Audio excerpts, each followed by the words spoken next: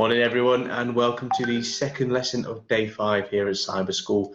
I'm honestly really excited about this lesson. So James is going to be teaching us how to create super secret codes, following on from 2 of his previous lessons on cryptography. So guys, this is really advanced stuff. So if you're keeping up or you understand just a little bit of it, it's really impressive. A lot of adults don't touch this until they get to their first year of university. So really well done. Today we're going to be learning about the Enigma Machine and polyalphabetic ciphers. Big words, but James is going to run through it with us, so don't worry too much. Germany used the Enigma Machine to create super secret codes during World War II. One of the biggest achievements of GCHQ here in the UK was actually breaking this code, supposedly shortening the war by 2 years. So there's also a really cool project today as well, guys, so we'll be really impressed if you get this one done. And then lastly, the next lesson at 12 o'clock, James is going to be running through an introduction to threat modeling. So if you like Marvel, particularly Agents of S.H.I.E.L.D., tune in here at 12 o'clock. Have fun, stay safe, and have a great weekend.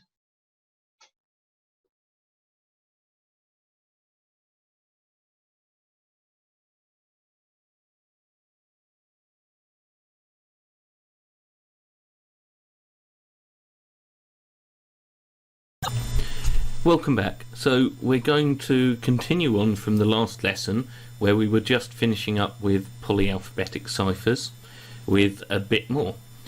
And the important thing to know is that the length of the key defines the strength of a cipher. So the next thing we're going to do is talk about why we'd want to extend these ciphers. Now, I know I said last time that polyalphabetic ciphers make frequency analysis harder, and that is true. The problem is that any alphabetic cipher, any polyalphabetic cipher, or in fact any other cipher, is only as strong as the key. So in the last one we used a key of just 3 letters, or 3 smileys, and for a 6th letter message that was okay, it repeated twice. But if we'd had a 600 letter message, then it would have repeated 200 times. And that's where it starts to get predictable. And with computers, we can do the same sort of counting and working out common letters that we did by hand, but we can do it a lot faster, and we can do it where there's a longer key. So there's a few different ways that we can strengthen it, but really the big thing is to have a longer key. You could either make up an extremely long key, but then you've got to have a way to communicate it to someone securely, otherwise you've got an issue there. Or you could use a randomly generated key, or one generated by a particular calculation.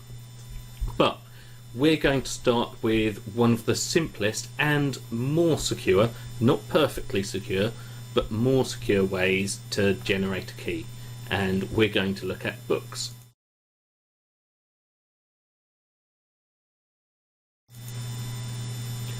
So a book code, all it does is uses a book as a key.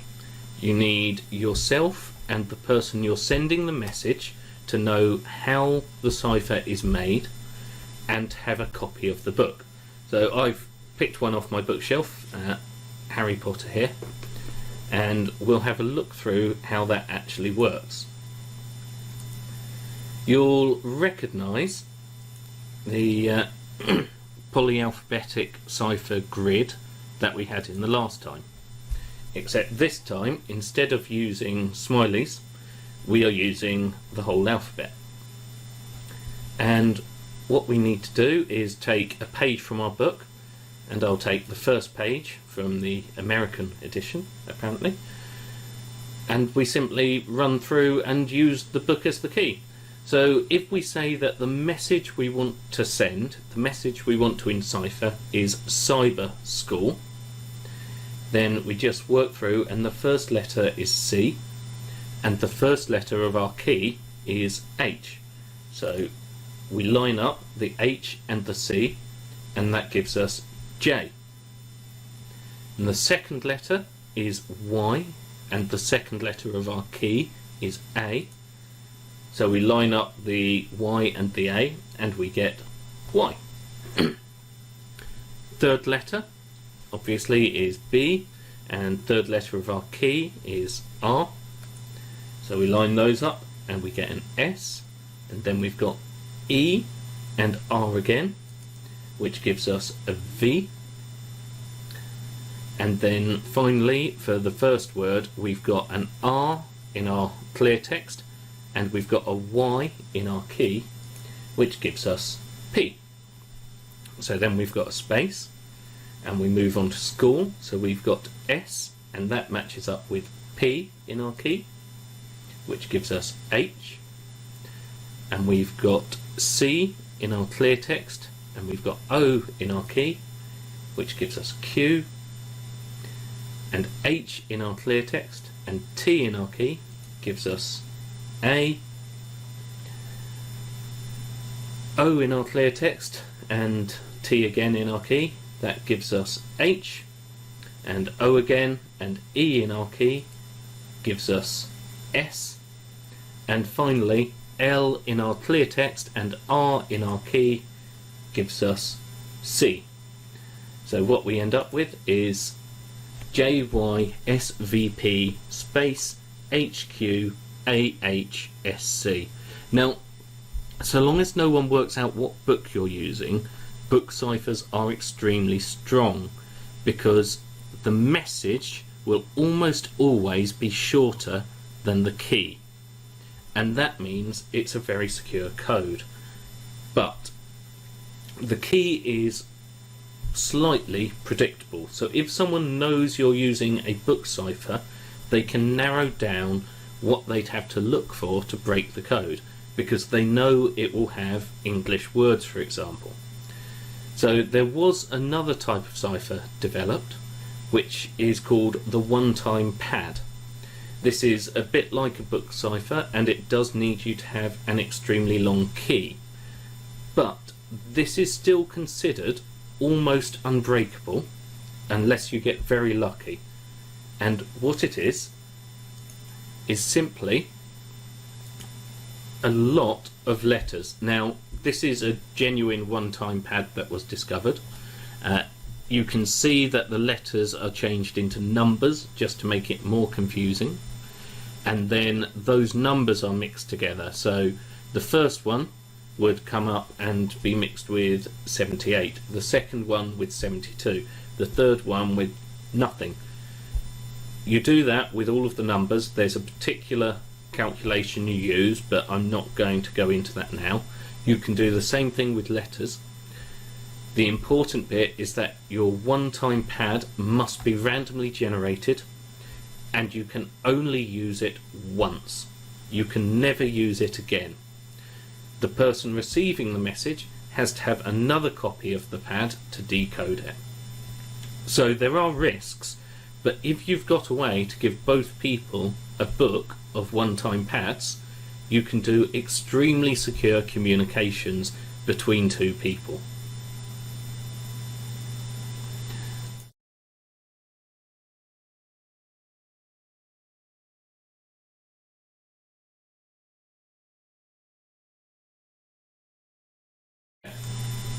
So, this is where it can get complicated. There was a machine in World War II called the Enigma Machine. It was developed by the Germans, and it was used to do encryption. It was never truly broken at the time in terms of brute force. They found other tricks to get around it, and some of those are still classified today. But we do know the basics of them. If you're interested, if you ask your parents when this is over to take you to Bletchley Park, it's a very interesting place. It's where they broke the codes, and also where they built the first real computer as we'd recognise them now. So, the Enigma machine itself, it was actually a whole lot of polyalphabetic ciphers, and it consisted of a keyboard and a light board at the other end. So you would press a key and a letter would light up, a different letter to the one you pressed. And the way it would do that would be through a series of rotors. Now the rotors were just like large gears, and all they did was scrambled the alphabet. There were 8 rotors in total, and there was a reflector at the end, and there was also a way to mix and match the keys on the keyboard a bit. So what you'd end up with would be,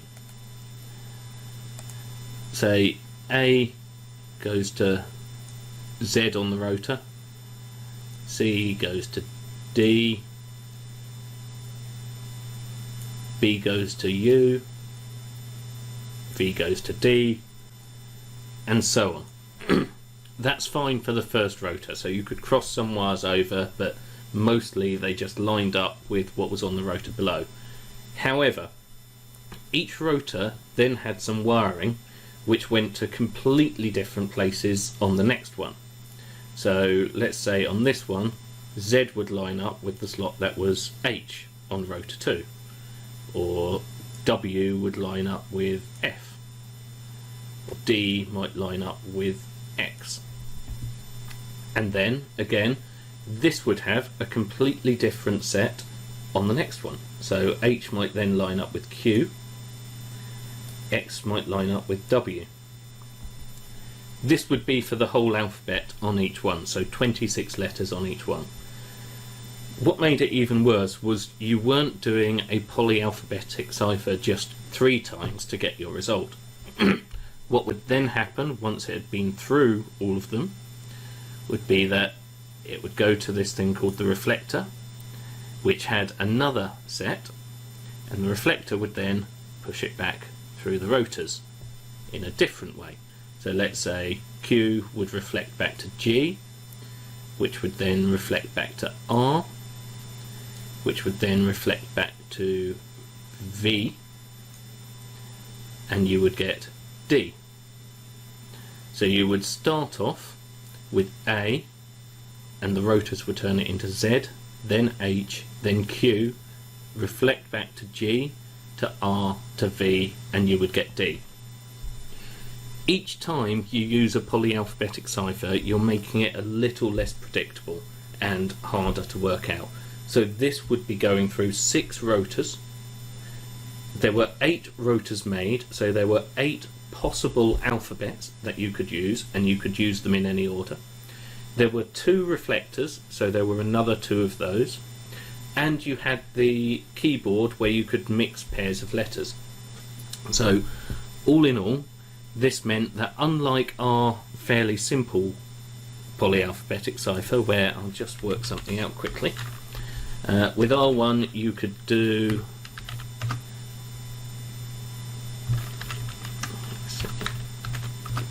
676 different letters for each other letter. So if your message was too long, it would repeat and get predictable. With the Enigma machine, it would do just under 18,000 possible combinations.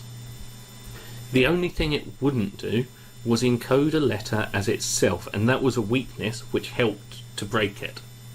But I'm not going to explain how all of that worked now. As I said, go to Bletchley Park or look up Bletchley Park. It's fascinating, and they share all of the information about how they did it. So I've given you a static example of what an Enigma machine looked like, or rather how the wiring worked. Let's have a look at an actual simulation of an Enigma machine. So here we go. This isn't how they actually looked. I'll find a picture of them in a minute to show you. But this is how the wiring lined up for the actual rotors, the actual plug board, which was the wires for the keyboard, the actual reflectors, and this is a simulation that someone has put together to let you try it out and see how it would work. So I've chosen the message Cyber School, and I'm going to vanish off the webcam in a minute to let you have a look and see how this all goes together. If I hit encrypt, it will start typing out the message on the keyboard and show you how it got scrambled and came back.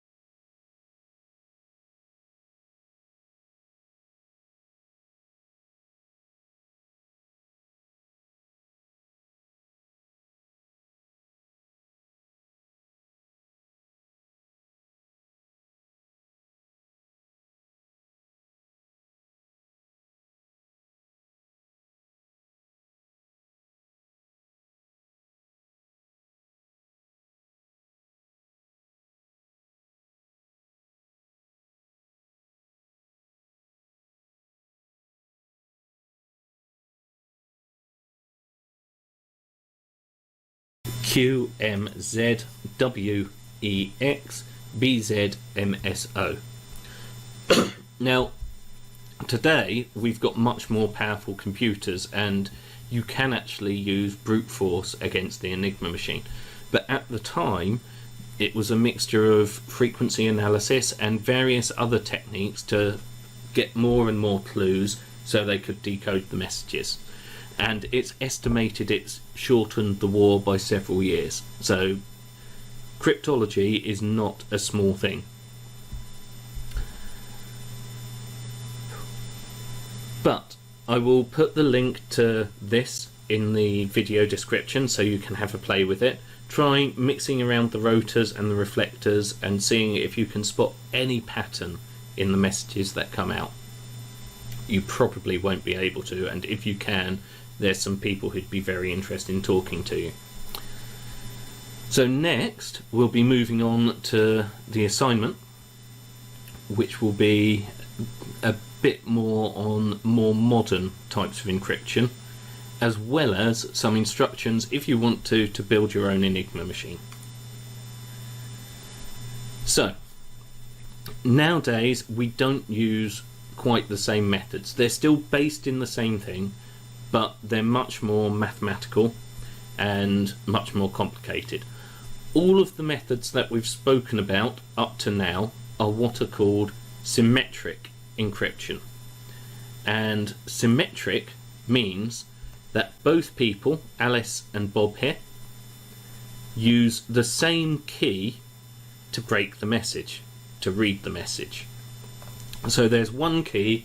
The moment anyone gets that key, all of the messages that have been enciphered with it can be read by anyone who has it. Nowadays there is another type, and this was discovered a few decades ago, called asymmetric encryption. And I'm not going to go into the maths behind it, although I might do that next week if I get enough people saying they'd be very interested, but it is quite complicated. However, what it means is instead of having one shared key between everyone, you have what's called a public key, which you share with anyone you want to talk to. And then you have a private key, which you keep to yourself. And what happens is the public key can be used to encipher a message. It can't be used to decipher the same message it just enciphered. Only your private key can do that. And equally, your private key can encipher a message so that it can only be enciphered by your public key. So what happens is everyone in a conversation ends up with a whole bunch of public keys for everyone else and one private key that they have to keep very private and very secure in order to make sure their messages are kept to themselves.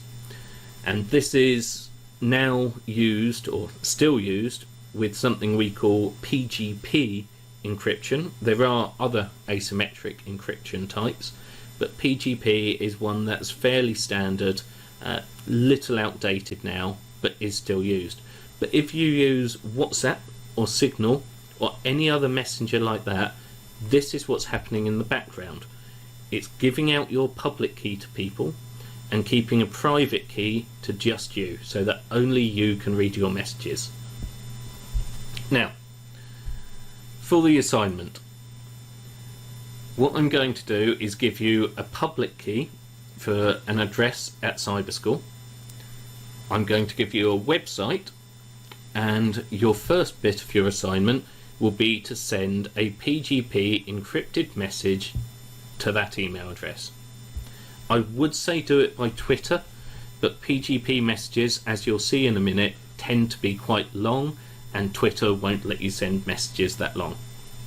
So this is a website, and I've included the link in the worksheet so that you can use it. I've also included the public key that I'm using in the description of this video, so you can grab it from there and just open it with a text editor so that you can copy and paste. And you need to copy and paste it into this block where it says receiver's public key after you've gone to encrypt. You then type out whatever message you want, but bear in mind, if you're using my public key, I will be able to read it, and if you're not using my public key, I won't be able to read it ever, and nor will anyone else unless you're using a valid key for someone. So once you've typed out your message, you click on encrypt, and it will take a little while, so you have to be patient here. It's doing a lot of maths in the background, and it will take a while. What it's actually doing is using my public key to encipher or encrypt the message, performing loads of calculations in a way that means only my private key can decrypt it. You couldn't decrypt it with the public key. And I know that sounds strange and doesn't make much sense. I will do a lesson on it next week if there's enough interest, but it is a bit complex, and if you remember, a lot of adults hadn't heard of the Caesar cipher. This is a good few centuries further on in development than that, so it might be a bit much. I might do it as a special advanced lesson. Let's see if this actually works. So, encrypt, public key, message, encrypt the message.